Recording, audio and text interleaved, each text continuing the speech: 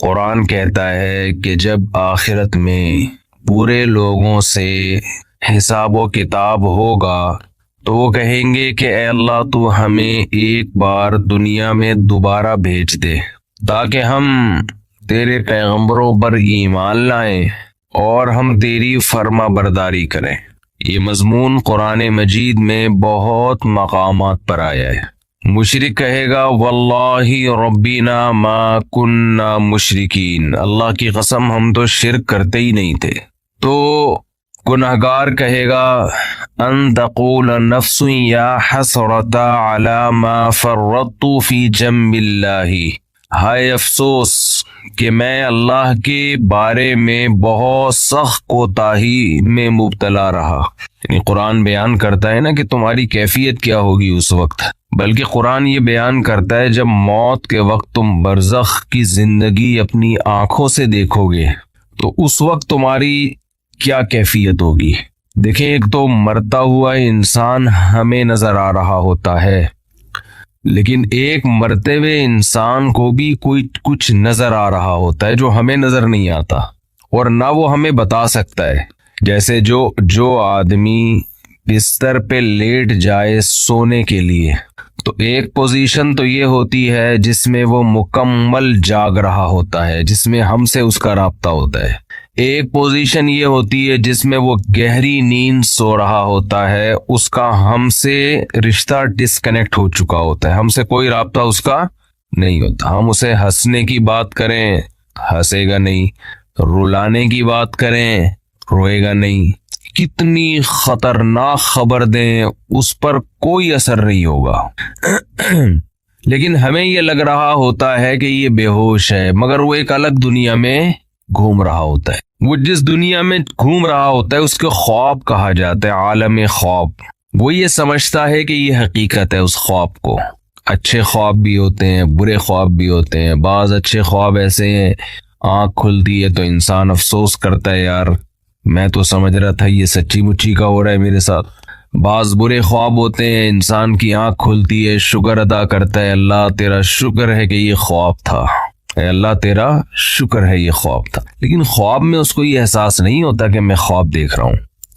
تو ایک کنڈیشن تو یہ ہے جس میں وہ بالکل ہم سے منقطع ہو چکا ہے، ایک کنڈیشن یہ ہے جس میں وہ ہم سے رابطے میں، ایک اس کے درمیان کی کنڈیشن ہوتی ہے جس کو میں پیار سے بٹوین کنڈیشن کہتا ہوں۔ کہتے نہیں انگلش میں اس کو بٹوین، لیکن درمیان ہے نا، دیسی انگلش ایسے ہی ہوتی ہے، کوئی بھی لفظ ادھار لے کے کہیں بھی لگا دو۔ تو بالکل درمیانی کنڈیشن کیا ہوتی ہے جس میں وہ آدھا جاگ رہا ہوتا ہے اور آدھا سو رہا ہوتا ہے۔ کچھ یہاں کی بھی سن رہا ہوتا ہے، ہمیں لگتا ہے کہ یہ سویا نہیں ہے ابھی، لیکن تھوڑا غائب دماغ بن چکا ہوتا ہے، کچھ چیزیں اس کو وہاں کی خواب کی نظر آ رہی ہوتی ہیں۔ بالکل یہی کنڈیشن قرآن و سنت سے پتہ چلتا ہے کہ جب انسان کی موت واقع ہونے والی ہوتی ہے تو ایک کنڈیشن یہ ہوتی ہے جس میں وہ مکمل حی ہے، مکمل زندہ ہے، جس میں وہ ہم سے بات چیت کر رہا ہوتا ہے۔ ایک کنڈیشن یہ ہوتی ہے جس میں وہ مکمل اس کی ڈیتھ ہو چکی ہوتی، اس میں ہمارا اس سے کوئی رابطہ نہیں ہے، اس پہ جو گزر رہی ہے وہ جانے اور اللہ جانے۔ جیسے حضرت عمر نے فرمایا نا کہ حدیث میں آتا ہے نا کہ جو برا آدمی ہے جب اس کی میت کو قبر کی طرف لے کر جاتے ہیں تو کہتا ہے کہ تم مجھے کہاں لے کے جا رہے ہو، اور اچھے آدمی اچھا کیا کہتا ہے، مجھے جلدی لے کر جاؤ۔ یہ برزخ کی باتیں ہیں جو وہ خود دیکھ رہا ہے۔ لیکن ایک حالت مرنے والے کی ایسی ہے جس میں وہ آدھا عالم برزخ میں اور آدھا عالم دنیا میں۔ اس کنڈیشن کو سکرات موت کہا جاتا ہے۔ سمجھ رہے ہیں بات کو؟ کیونکہ یہاں شرعی احکام چینج ہو جاتے ہیں۔ شریعت میں کچھ احکام ایسے ہیں کہ ابھی اس کا حکم کچھ اور ہے، مرنے کے بعد کچھ اور ہے۔ تو جب انسان مکمل حیات میں ہو تو اللہ نے اس کے لیے توبہ کا دروازہ کھولا ہوا ہے، چاہے اس کو 100% یقین ہو جائے کہ میں نے کل مرنا ہے یا 1 گھنٹے بعد مرنا ہے، لیکن توبہ کا دروازہ اس کے لیے بولے کھلا ہوا ہے۔ ایک آدمی نے ساری زندگی گناہوں میں گزاری، کفر میں، الحاد میں، شرک میں، خدا کا انکار کرتا رہا، اللہ کے ساتھ شرک کرتا رہا، شراب پیتا رہا، زنا کرتا رہا، 90 سال گزار دیے اس نے۔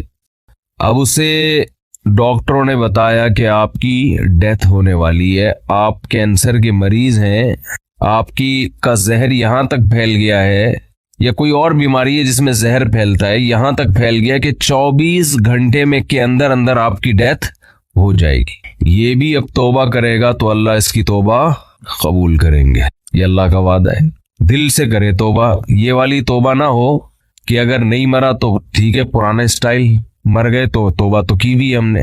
وہ بھی پھانسی والا بھی ایسا ہی ہے، 90 سال میں اس کو پھانسی کی سزا سنا دی گئی۔ یہ پھانسی والی مثال اور آسان ہے، اس کو پھانسی کی سزا سنا دی گئی اور اسے بتایا گیا کہ 6 مہینے بعد آپ کو ہینگ کر دیا جائے گا، لٹکا دیا جائے گا۔ یہ بھی ظلم ہے انسان پر پھانسی کی سزا دینا، بہت عذاب والی موت ہے جو گلا دبا کے ہوتی ہے۔ اسلام نے حکم دیا ہے جس کی سزا قتل ہے اس کو تلوار سے سر قلم کیا جائے، اس میں تکلیف کم ہوتی ہے۔ جب تلوار لگتی ہے نا اس کے یہاں مجرم کے، تو سب سے پہلے اس کا دماغ کا اور باڈی کا کنیکشن ختم ہو جاتا ہے، تو تکلیف کا احساس ختم، لیکن وحشت بہت ہوتی ہے۔ مقصد تھا شریعت کا کہ لوگ جرم سے باز آ جائیں، تو ایسا طریقہ اسلام نے رکھا ہے کہ دہشت بہت بیٹھ جائے لیکن مجرم کو تکلیف کم سے کم ہو۔ تو جب سر پہ اس کے مجرم کے تلوار لگتی ہے تو وہ سر کھوپڑی وہاں جا کے گری، تڑپتا بہت ہے، بلیڈنگ ہوتی ہے۔ اور اسلام میں یہ بھی حکم ہے کہ پھانسی کی سزا بند کمرے میں نہ دی جائے، یعنی قتل کرنے کی سزا، بلکہ یہ کھلے عام چوک میں دی جائے، ساری دنیا اپنی آنکھوں سے دیکھے یہ، تاکہ معاشرے میں قتل رکے۔ اب دیکھو مجرم کے ساتھ بھی احسان کہ اس کو کم سزا دی، یعنی اس کو تکلیف سے بچایا جا رہا ہے، اور لوگوں کے ساتھ بھی احسان، ان پر دہشت بٹھائی جا رہی ہے تو لوگ قتل سے باز آئیں۔ مجھے یاد ہے 20-25 سال پہلے ہمارے بچپن کی بات ہے کہ ایک سعودی عرب سے ہمارے ایک دوست آئے ملنے کے لیے۔ وہ تھے اصل میں بلوچستان کے تھے، لیکن بائی بورن سعودی تھے۔ وہ تو بلوچی بھی بولتے تھے، اردو بھی بولتے تھے، عربی بھی بولتے تھے۔ کہنے لگے میں نے جب پہلی مرتبہ سعودی عرب میں سر قلم ہوتے ہوئے دیکھا ہے، بلوچی تھے بڑے مضبوط، بروہی، کہہ رہے میں 2 گھنٹے ایسے کانپتا رہا ہوں لاش کو دیکھ کے نا، جو سر قلم کیا ہے، تو 2 گھنٹے میں ایسے خوف سے کانپتا رہا ہوں۔ تو بتاؤ جس نے یہ منظر دیکھا ہو وہ کبھی کسی کے قتل کا سوچ سکتا ہے جب اس کو پتا ہو کہ میرا بھی یہ انجام ہوگا؟ خیر بات کہاں سے کہاں چلی گئی جی۔ ہاں میں یہ عرض کر رہا تھا کہ ڈاکوؤں پر شریعت نے رحم نہیں کیا ہے۔ خیر میں یہ عرض کر رہا تھا کہ ایک شخص 90 سال کی عمر، اس کی ساری زندگی قتل میں گزری، ڈکیتیوں میں گزری، ظلم میں گزری۔ کورٹ نے فیصلہ کیا جو کہ نہیں کرتی عام طور پہ، لیکن کر دیا کہ اس کو پھانسی پہ لٹکایا جائے گا، 6 مہینے بعد لٹکایا جائے گا۔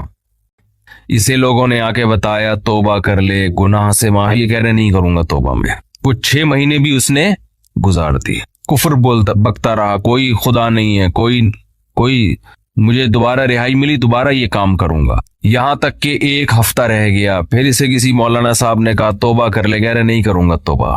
پھر 1 دن رہ گیا، پھر 1 گھنٹہ رہ گیا، پھر آخر کا 1 منٹ رہ گیا۔ اسے 6 مہینے پہلے بھی یقین تھا کہ مجھے قتل کیا جائے گا، لیکن توبہ نہیں کر رہی ہے، اس چانس پہ کہ شاید رہائی ہو جائے۔ بعض لوگ زبان کے بڑے پکے ہوتے ہیں، چاہے وہ کافر ہی کیوں نہ ہو، کہتے ہیں جیسے ہم اندر سے ویسے ہی ہم باہر سے۔ جیسے نبی صلی اللہ علیہ وسلم کے چچا ابو طالب تھے نا، موت کے وقت کلمہ نہیں پڑھا، انہوں نے کہا نہیں، اب اگر میں پڑھوں گا لوگ کہیں گے ساری زندگی جس دین پر قائم رہے موت کے ڈر سے، تو میں نہیں پڑھوں گا کلمہ، جیسا جو میں ہوں اندر سے ویسے ہی میں کیا ہوں۔ ان کی ایک رائے تھی کہ میں جیسا رہا ہوں ویسے ہی رہوں گا میں۔ ہمارے نبی کو بہت افسوس ہوا، بہت غم ہوا، اللہ نے فرمایا انک لا تہدی من احببت، اے محمد صلی اللہ علیہ وسلم جس سے آپ کو محبت ہے، ہدایت کا اختیار آپ کے ہاتھ میں نہیں ہے۔ یہ نہیں کہ آپ کو جس سے محبت ہے آپ اس کو ہدایت بھی دے دیں، یہ نہیں ہو سکتا۔ ہدایت تو جو چاہے گا اسے ملے گی، اور یہ اللہ کے ہاتھ میں ہے۔ حضرت بلال کا نبی سے کوئی رشتہ نہیں، غلام، رنگ بھی سیاہ، قوم بھی الگ، غلام، ان کو ہدایت مل گئی، چاہت تھی ان کے دل میں، طلب تھی۔ تو بعض ایسے ہوتے ہیں کہ وہ اقرار نہیں کرتے. وہ کہتے ہیں موت کے وقت بھی ہم نہیں. حالانکہ موت کے وقت ان کو یہ ہوتا ہے کہ شاید اسلام نے جو کچھ کہا ہو وہ سچ کہا ہو, لیکن وہ کہتے ہیں نہیں, جس پہ ہم زندگی میں رہے اسی پہ رہیں گے. تو یہ جو 90 سالہ شخص تھا جس نے سینکڑوں انسانوں کو قتل کیا, ہزاروں کو قتل کیا, خدا سے بغاوت کی, اللہ کے وجود کا انکار کیا, اس سے بڑا مجرم دنیا میں کوئی نہیں ہو سکتا تھا. اسے بتایا گیا 6 مہینے بعد تمہیں لٹکا دیا جائے گا. لوگوں نے کہا توبہ کر لے. اس نے کہا کہ نہیں, کیونکہ اس کو یہ تھا کہ شاید میں رہا ہو گیا, 1% چانس ہے, تو میں نے تو وہ بدماشیاں دوبارہ کرنی ہے, پھر میں کس منہ سے لوگوں کے پاس جاؤں گا. لوگ کہیں گے اچھا پہلے اسلام باطل تھا اب اسلام صحیح ہو گیا. تو اس نے ڈیلے کی. اس نے کہا نہیں, یہاں تک کہ اس کو لٹکانے میں 1 منٹ باقی ہے. 1 منٹ. اس کو یقین ہو گیا میری زندگی صرف کتنی دیر کی ہے, 1 منٹ کی. اب رہائی کی تمام اپیلیں مسترد ہو چکی ہیں, لیکن ہے پورا زندہ. ابھی عالم برزخ کو اس نے اپنی آنکھوں سے دیکھا نہیں. اب اگر یہ توبہ کر لے, بالکل پھانسی کے پھندے کی طرف جا رہا ہے, اس کو جلاد لے کے جا رہا ہے لٹکانے کے لیے, یہاں تک کہ اس ٹول پہ اس کو کھڑا کر دیا. اس وقت بھی اگر یہ توبہ کرے گا تو اللہ کا وعدہ اس کی توبہ اللہ قبول کرے گا. لیکن اس توبہ میں شرط یہ ہے کہ یہ دل میں ارادہ ہو کہ اگر بالفرض چھوٹ گیا میں, قدرت کی طرف سے کچھ بھی ہوگی, تو میں دوبارہ پرانی زندگی کی طرف نہیں لوٹوں گا. یہ دل کی حالت تو اللہ ہی جانتا ہے نا. یہ پکا عزم دل سے ہو اور زبان سے اقرار کرے کہ اللہ میں اسلام کو قبول کرتا ہوں, میں تیرے وجود کا قائل, تیری توحید کا قائل, تیرے پیغمبروں کا قائل. مجھے اگر رہائی مل گئی تو میں دوبارہ اس پرانی زندگی کی طرف نہیں آؤں گا. حالانکہ رہائی ملنے کا کوئی چانس نہیں ہے. قرآن سے, صحیح احادیث سے, متواتر احادیث سے اہل سنت والجماعت کا عقیدہ ہے کہ اس وقت 1 سیکنڈ کی توبہ اللہ اس کے تمام گناہوں کی دیوار کو گرا ڈالے گی. وجہ کیا ہے؟ اس نے ابھی تک آخرت دیکھی نہیں ہے. اللہ اس کو بخشنے کا بہانہ کیا تلاش کرے گا؟ ہو سکتا ہے فرشتے اعتراض کریں, اللہ تو موت کا یقین ہے اس کو, اس کی توبہ کس بات کی؟ اللہ کہیں گے موت کا تو یقین ہے, لیکن فرشتے اور آخرت اس نے اپنی آنکھوں سے غیب پر ایمان ہے, اور غیب پر ایمان اللہ قبول کرتا ہے. بہت سے لوگ اس کنڈیشن میں بھی توبہ نہیں کرتے, بلکہ زیادہ تر تو نہیں کرتے. بہت مشکل ہے بھائی بات سمجھانا کیسے سب. کیا زیادہ تر لوگ اس کنڈیشن میں توبہ کرتے ہیں؟ بولو. نہیں کرتے. جاؤ ہسپتالوں میں کینسر کے مریضوں کو جا کے دیکھ لو, جیسے تھے ویسے کے ویسے ہی ہیں. غیر مسلموں کو دیکھ لو, بسترے مرگ پہ تڑپ رہے ہوتے ہیں. جو بت پرست تھا وہ بت پرستی میں ہی مرتا ہے, وہ پھر بھی نہیں کرتا توبہ. تو یہ بھی بہت 1% خوش قسمت لوگ ہوتے ہیں جو عین اس وقت میں توبہ کر لیں, ورنہ توبہ ہوتی نہیں ہے. اس ٹائم پہ بھی نہیں کرتے لوگ توبہ, دل سیاہ ہو چکے ہوتے ہیں وہ. اب دیکھو آخری 1 منٹ رہ گیا ہے, اگر آج وہ دل سے توبہ کر لے, وہ پھانسی کے پھندے پہ لٹکنے والا. 1 سیکنڈ پہلے یہاں تک کہ اس کے گلے میں پھندا لا کے ڈال دیا گیا, ابھی صرف رسہ کھینچنے کی دیر ہے. اس دوران بھی اگر وہ توبہ کرے گا, یہ 1 سیکنڈ اس کی کروڑوں سال کی زندگی کو, فیوچر کو چینج کر دے گا. کیوں؟ ابھی تک اس نے اپنی آنکھوں سے دیکھا نہیں ہے, ابھی تک دیکھا نہیں ہے اس نے اپنی آنکھوں سے. غیب پر ایمان ہے. تو یہ اللہ کا وعدہ ہے, ان اللہ یقبل توبۃ عبدہ ما لم یغرغر. بخاری مسلم کی حدیث, نبی صلی اللہ علیہ وسلم نے فرمایا اللہ اپنے بندے کی توبہ اس وقت تک قبول کرتا ہے جب تک اس کو غرغرہ نہیں آتا. غرغرہ کا مطلب سکرات موت میں مبتلا نہیں ہو جاتا وہ. ہاں, جب اس کو ہینگ کیا گیا اور اس کی روح نکلنا شروع ہوئی, اور پھر اس نے برزخ کی زندگی اپنی آنکھوں سے دیکھ لی. اس نے دیکھ لیا کہ قرآن جو کہتا تھا کہ برے لوگوں کی روح, برے فرشتے سے مراد وہ فرشتے جو اللہ نے سزا دینے کے لیے متعین. فرشتہ تو برا نہیں ہوتا, وہ فرشتے جو خوفناک فرشتے ہیں وہ برے لوگوں کی روح قبض کرتے ہیں. جب یہ فرشتے اپنی آنکھوں سے دیکھ لے گا, اس کے بعد قرآن کہتا ہے کہ اب توبہ تو دور کی بات, زمین اور آسمان کی دولت بھی اگر خرچ کر دے گا, وعدہ کرے گا اللہ مجھے مہلت دے دے, میں پوری زمین آسمان کی دولت خرچ کرنے کے لیے تیار ہوں. اللہ فرماتے ہیں ما تقبل منہم, اللہ کا قانون اٹل ہے, اللہ اس کی ایک آنسو کی پرواہ نہیں کرے گا. پوری دولت دے دے اللہ اس کی پرواہ نہیں کرے گا.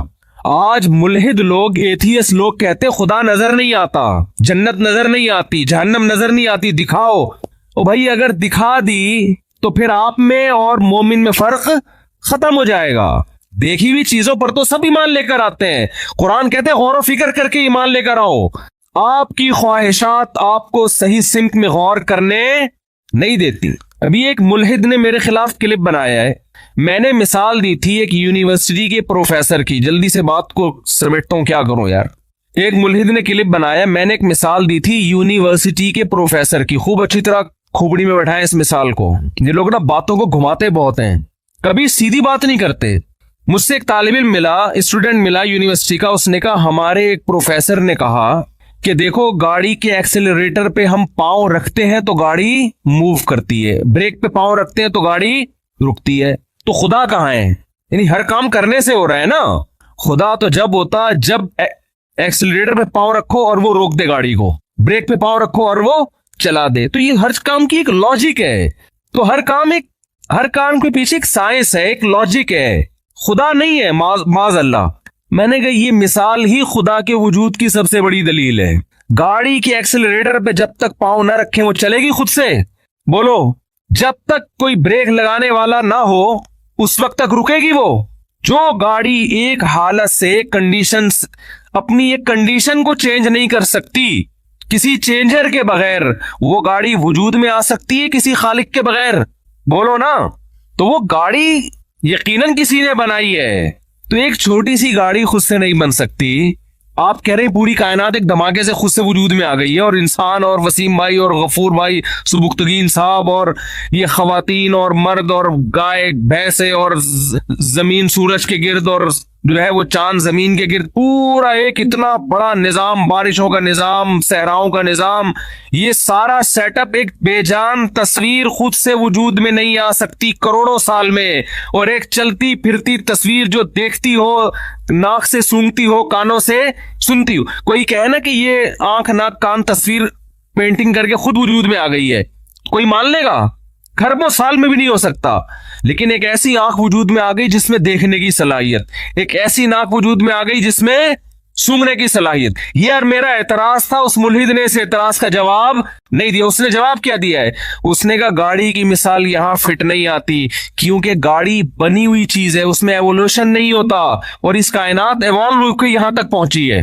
نہیں آئی بات سمجھ میں؟ کہہ رہے گاڑی جو ہے نا وہ ایوالو تھوڑی ہوئی ہے یہاں تک، گاڑی تو کسی نے بنائی ہے، تو گاڑی پہ فٹ نہیں ہو سکتی۔ سوال تربوز کے متعلق تھا، جواب میں کیا پیش کیا جا رہا ہے؟ خربوزہ۔ آپ سے سوال پوچھا امتحان میں، محمد بن قاسم نے ہندوستان پہ 17 کیا کیے؟ آپ نے کہا محمد بن قاسم ناشتے میں پراٹھا کھاتا تھا۔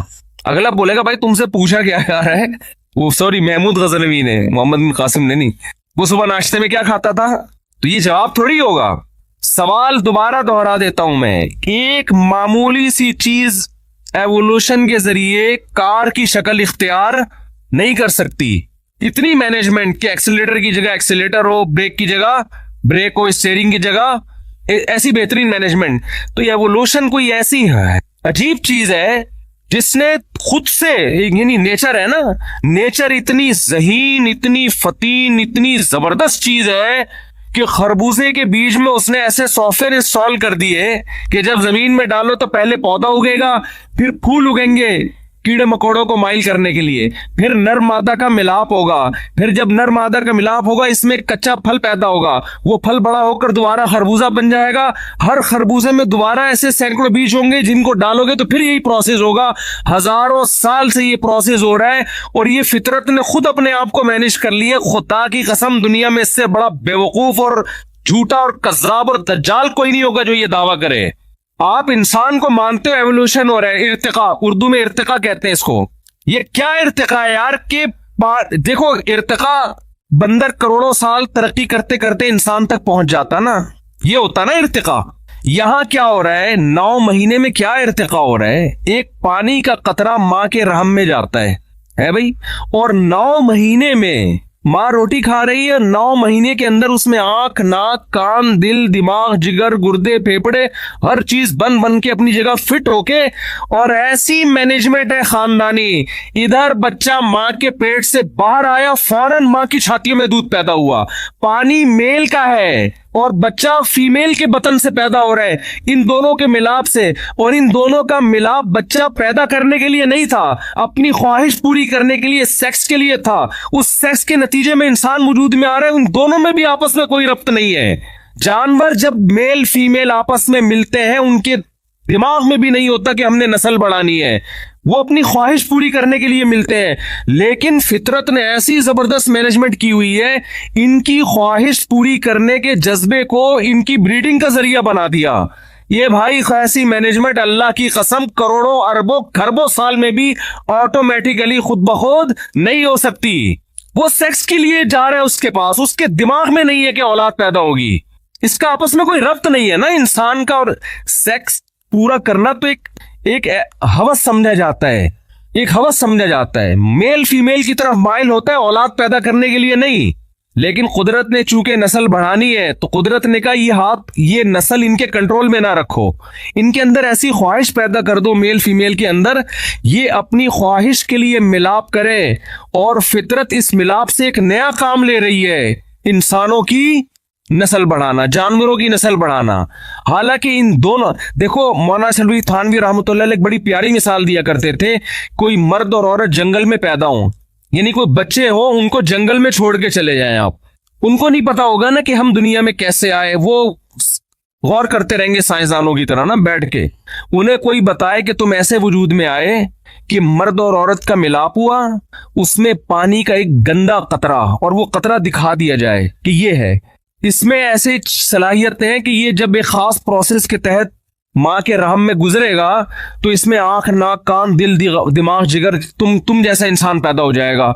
मौलाना थानवी फरमाया करते थे, वो 100 दफा आप कुरान पे हाथ रख के कस्में उठा लें, वो इस बात का यकीन नहीं करे। वो कह रहे हो ही नहीं सकता, वो फर्जी मफरूजे गढ़ेगा, वो कहेगा ये नहीं हो सकता, जब तक वो अपनी आंखों से देख न ले। देखेगा तो कहेगा कि वाकई ये हुआ है। हम तो देख रहे हैं अपनी आंखों से, इसलिए मानते हैं। तो क्यों खुदा के दुश्मन बने हुए हो भाई? मान लो इस खुदा ने मिट्टी, और फिर देखो कह रहे हैं कि मिट्टी से बनाया। कुरान कभी कहता है मिट्टी से बनाया, कभी कहता है पानी से बनाया। तो कह रहे हैं कुरान की आयतें आपस में टकरा रही हैं। कुरान ही पढ़ लिया होता तो आपको पता चल जाता। कुरान कह रहे हैं सूरह हज के पहले रुकू, या अय्युहन्नास इन कुंतुम फी रैबिम मिनल बास, है लोगों अगर तुम्हें यकीन नहीं आता ना मैं मिट्टी को दोबारा कैसे इंसान बनाऊंगा, फइन्ना खलकनाकुम मिन तुराब, सबसे पहले हमने तुम्हें मिट्टी से बनाया, सुम्मा मिन नुतफा, फिर उस मिट्टी को नुत्फे में तब्दील करके फिर नुत्फे से बनाया,